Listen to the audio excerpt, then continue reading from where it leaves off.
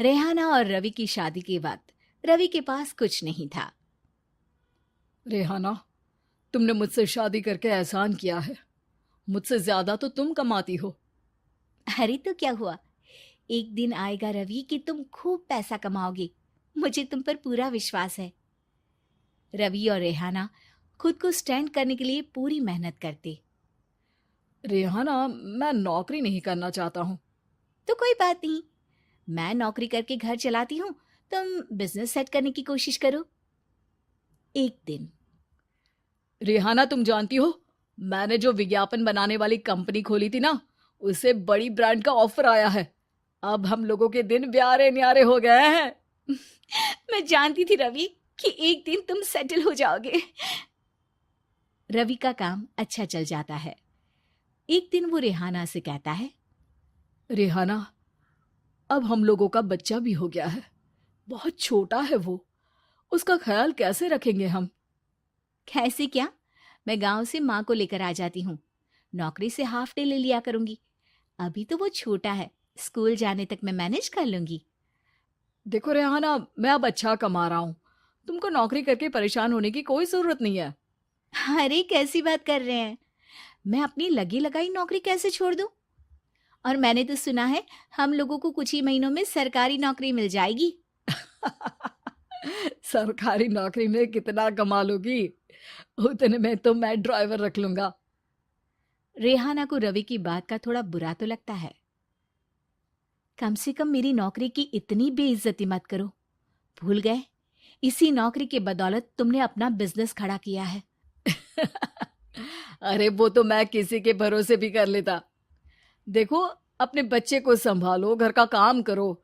अब बाहर जाती तुम अच्छी नहीं लगती हो। रेहाना रवि के कहने पर नौकरी तो छोड़ देती है, लेकिन अब बड़े से घर में उसकी कीमत किसी नौकर से कम नहीं होती। एक दिन रवि का दोस्त आता है। भाभी, हम लोग तो आपको तब से जानते हैं जब से आप लोग शादी होकर इस शहर में आए थे।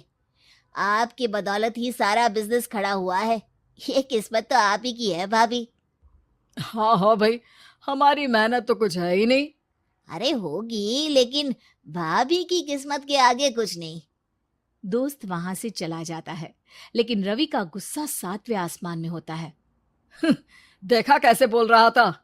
अरे बिल्कुल अच्छा आदमी नहीं है ये। कैसी बात कर रहे हैं आप? प्रशांत भैया तो बहुत अच्छे इंसान है रवि। कैसे उन्होंने हमारे मुश्किल वक्त में हमारा साथ दिया था। अरे था पैसा तो साथ दिया, नहीं तो कौन पूछता है? रवि का व्यवहार पैसा आते ही अलग हो गया। वो बंदे को बंदा नहीं समझता। घमंड से घिरे रवि ने तो एक दिन हद ही कर दी। रेहाना, मैं अब तुम्हारे साथ नहीं रह सकता हूँ। क्या क्या बकवास कर रहे हो रवि? क्या कहना चाहते हो?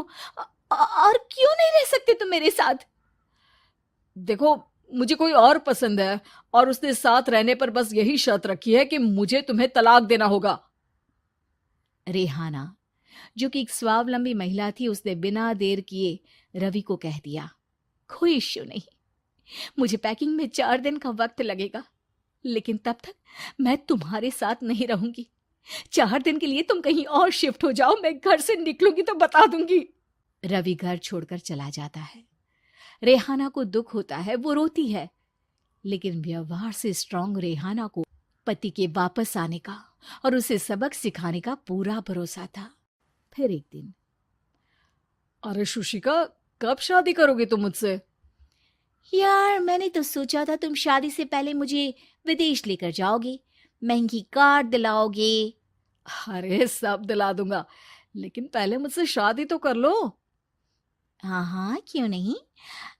मैं कुछ दिनों के लिए अपने मम्मी पापा के पास जा रही हूँ और लोगों से अपनी शादी की बात करूंगी। अरे शुशिका, कैसे रहूंगा मैं तुम्हारे बिना? अब तो शादी ही होने वाली है हम लोगों की। शुशिका रवि को छोड़कर चली जाती है। रवि घर आता है, जहां रेहाना को ना पाकर उसे सब अजीब लगता है। घर तो रेहाना के बिना कुछ नहीं है। बच्चे की याद भी आ रही है। चलो एक वीडियो कॉल कर लेता हूँ। रवि रेहाना को वीडियो कॉल करता है, लेकिन रेहाना फोन नहीं उठाती। रात को सोते वक्त मन कर रहा है मुन्ने को गले लगा लूं। चलो कोई ना, शुशिका से शादी के बाद मेरे और भी बच्चे होंगे। अगले दिन रवि ऑफिस जाता है, जहां टीना खड़ी होती है। सर, आपने अपने नए ऐड के लिए मॉडल की रिक्वायरमेंट डाली थी ना, मैं उसी के लिए आई हूँ। रवि टीना को देखकर खुश हो जाता है। अब शादी हो गई है तुम्हारी? नहीं सर, बस अच्छा सा हैंडसम और अमीर लड़का देख रहे हैं मेरे मम्मी पापा।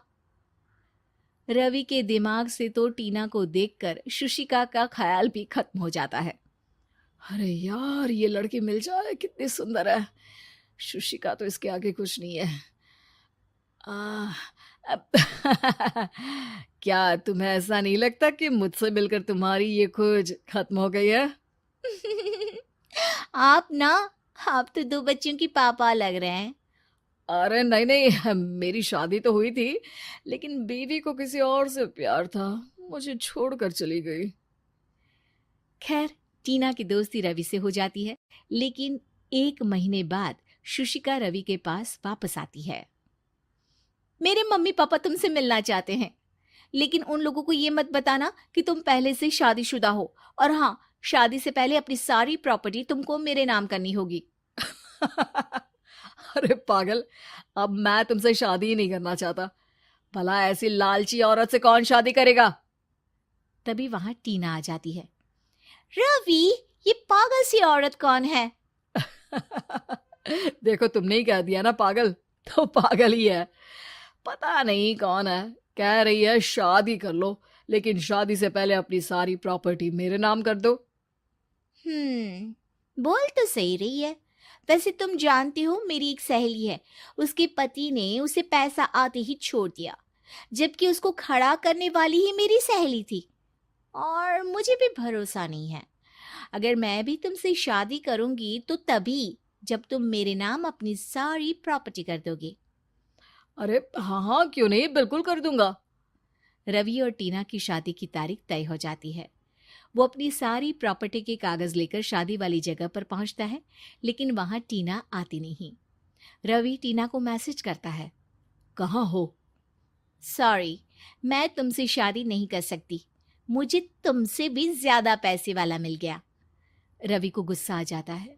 वो गुस्से से सारा डेकोरेशन तोड़ रहा होता है कि वहां रेहाना आ जाती है। सर, क्या हो गया? क्या डेकोरेशन पसंद नहीं आई आपको? तुम यहाँ क्या कर रही हो? मैं यहाँ की डेकोरेटर हूँ। क्या आपको पसंद नहीं आई यहाँ की सजावट? रवि दौड़कर रेहाना के गले लग जाता है। मुझे माफ कर दो रेहाना। रवि रेहाना के गले लग जाता है और रेहाना टीना को थैंक्स का मैसेज करती है।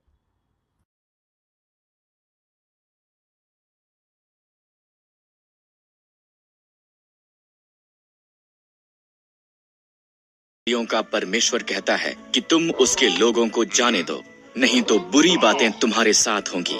पर फिरौन ने उनकी नहीं सुनी।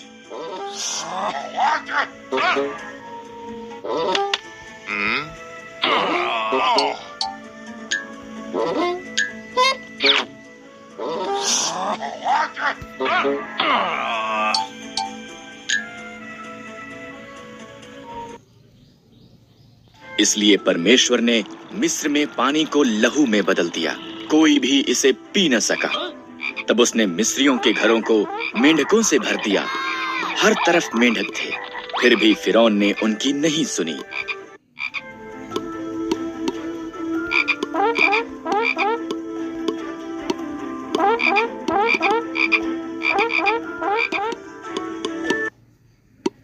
इसलिए परमेश्वर ने मिस्र के आकाश को कुत्तियों से भर दिया, वो वहां धूल के समान भर गई। फिर उसने मिस्र के देश को डांसों से भर दिया, फिर भी फिरौन ने उनकी नहीं सुनी।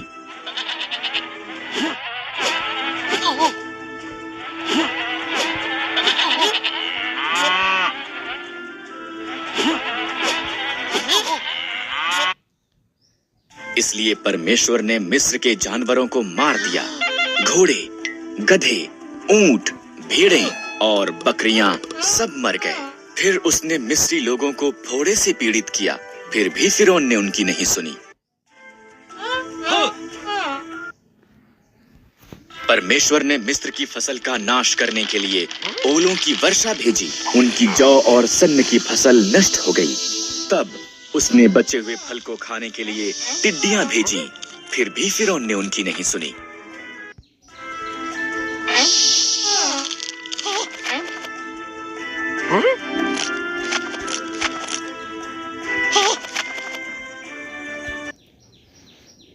इसलिए परमेश्वर ने देश में अंधकार भेजा। फिर भी फिरौन ने उनकी नहीं सुनी। परमेश्वर ने कहा, मैं मिस्र में प्रत्येक पहिलौठों को मार दूंगा और सभी पशुओं के पहिलौठों को भी।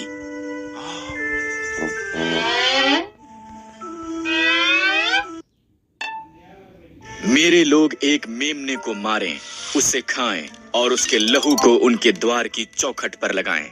मैं लहू को देखूंगा और उनके घरों को छोड़ दूंगा। उनके बच्चे नहीं मरेंगे।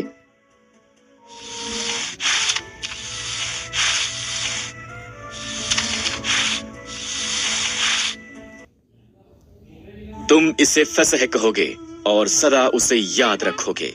इस्राएलियों ने परमेश्वर की आज्ञा मानी, पर मिस्रियों के पहिलौठे मर गए, यहाँ तक कि फिरौन का पुत्र भी। अंत में फिरौन ने सुनी और उसने इस्राएलियों को जाने दिया।